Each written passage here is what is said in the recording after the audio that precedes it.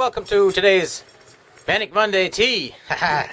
Last week I think we had spruce bud tea and all the good qualities of spruce tea or pine tea and stuff like that, like a whole bunch. Well, we got another thing today, and it's birch twig tea, and it's just made from the little twigs on the end of a birch tree, and it doesn't matter whether it's in the spring or the winter or not. It can be used at any time of the season.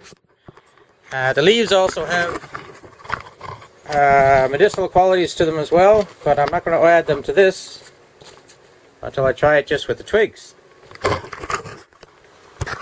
So I got the water boiling up there, and I'll just process this other little twig here. The twigs, the birch bark, the buds, where the leaves are going to come out and whatnot, all have a lot of medicinal qualities, and I'll get to them in a second.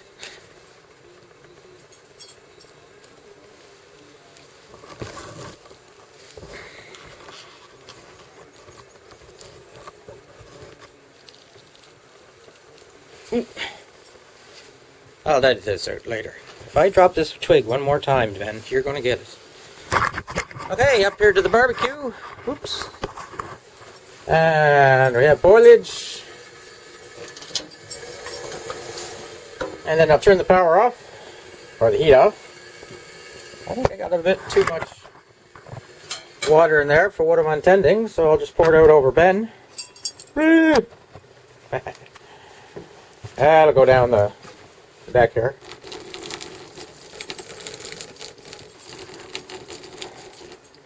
That looks better. Toss in the twigs. A little shaky maybe. And cover the lid. And let's eat for, 5 to 10 minutes. And now to get to the medicinal properties of birch. I took down some notes.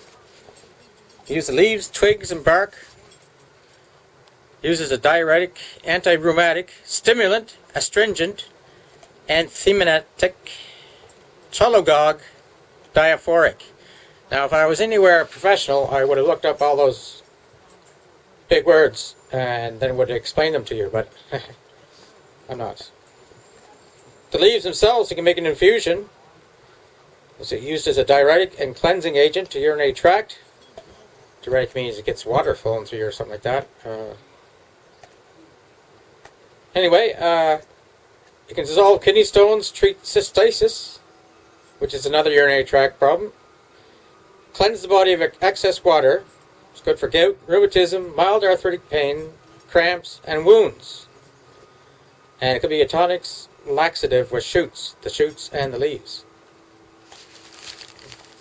You make a decoction of leaves to prevent baldness, or it was used in the days back. Be a sleeping aid, could be a wash for skin complaints. The oil itself, which you extract from the bark, is good for acne, rheumatism, and gout. You can make, if you just have, if you don't have any soap, and you got some cuts and things, or your hands are kind of weird, and you got a place where you can get some water into a container, add a whole bunch of birch leaves and let it sit for 10 minutes or so, and then you can use that as a wash for your hands and elsewhere, in case you don't have any soap or anything like that. They say the bark and twigs have similar properties to wintergreen and the purification of blood. I'm repeating myself some here, but it's alright. The bark treats diarrhea, dysentery, cholera infinitum, whatever that is. It can be used to expel worms, and you take it in your mouth, swish it around, and good for canker scores. There's salicylates in the birch, as well as stuff called betulin, which can be used to form betulin acid, and actually the acid occurs naturally in the bark as well. Betulin is one of the things I think that makes birch bark burn so well. They say it can be used for warts, sore muscles, joint pain. Mixture of the bark and buds, antibacterial, antiviral, and cell regenerative qualities. And very good for wounds, whether they're shallow or deep. And they say this betulin acid is now being looked at for use as herbs, aids, skin cancer, and brain tumors. So you can see, just like the pine bark, or the pine tea, or whatever, the pine tree itself, the birch tree has a whole bunch. I think it's been called the tree of life, or the tree of giving, something like that, all the good stuff it does. And if there was some place like a mine that had a whole bunch of stuff left over from the mine, and it was, nothing was growing there, folks used to plant birch trees there, and birch trees would not only grow, but they would treat the ground and give it more life, so all of everything else can grow there. Yeah. So we'll let that sit for a while, and then I'll come back and we can see what it tastes like. Stand by. Hot pot. Okay, so it's in steeping, at the most 10 minutes, but not very long. I'll pour it into this white cup here, and I'll just use this handy dandy strainer, you can use in the woods as your bandana. Yeah, you do have your bandana with you. Ooh, it's almost pink. Must get pink from the bark. This is my first time trying it as well, so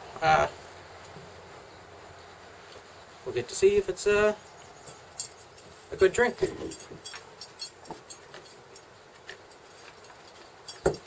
And of course you can sweeten this with honey, sugar, maple syrup, stevia, all that chemical stuff, aspartame or aspartame. Aspartame. But I'm going to try it just with the tea bark. It's probably still hot as heck.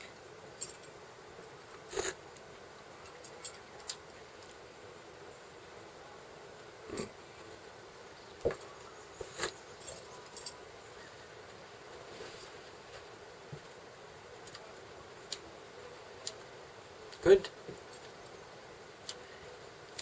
A little bitter flavor coming through, and a little bit of like tree flavor, if you wish.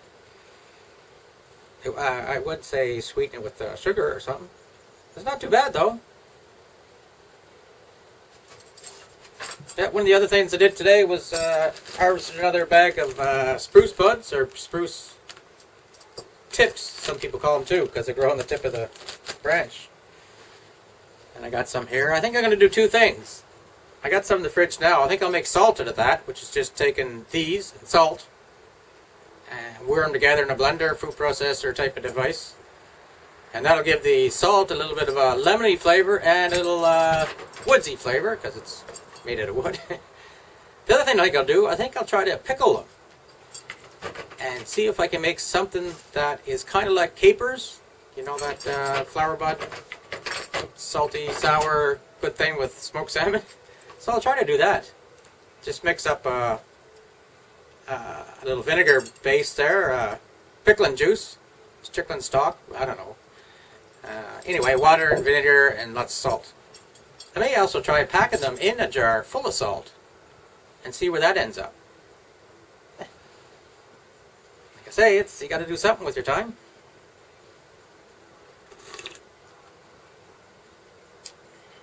Yeah, very mild.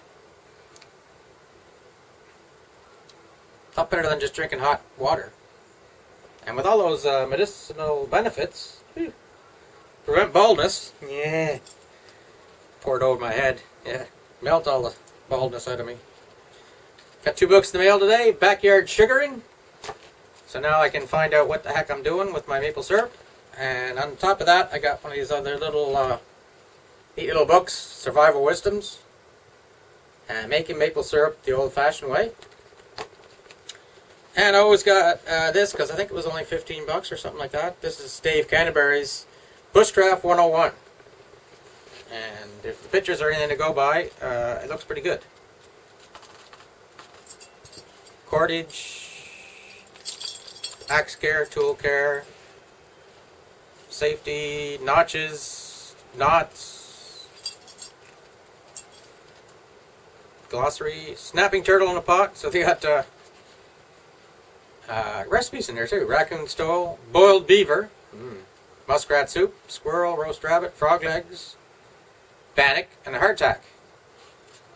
That's pretty nice. And there's a whole thing here about medicinal plants. Yeah. Wild edibles, medicinal plants. course,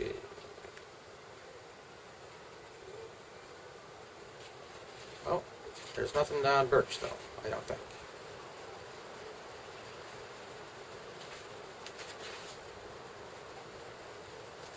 Yeah, anyway, I'll show you how to make that, how to make teas, and how to make infusions and decoctions, and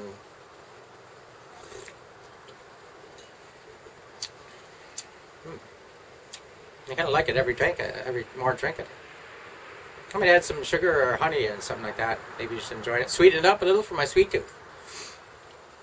So that was 8th of June's Manic Monday tea.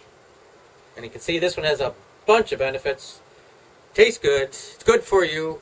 And, you know, they say things don't grow on trees. Well, these things actually grow on trees because they're a part of the tree.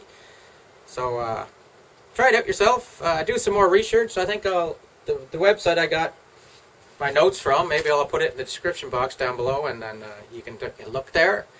Or just Google Birch tea. Birch twig tea, Birch tea, yeah. Okay, thanks for dropping by, and this is Chris, out.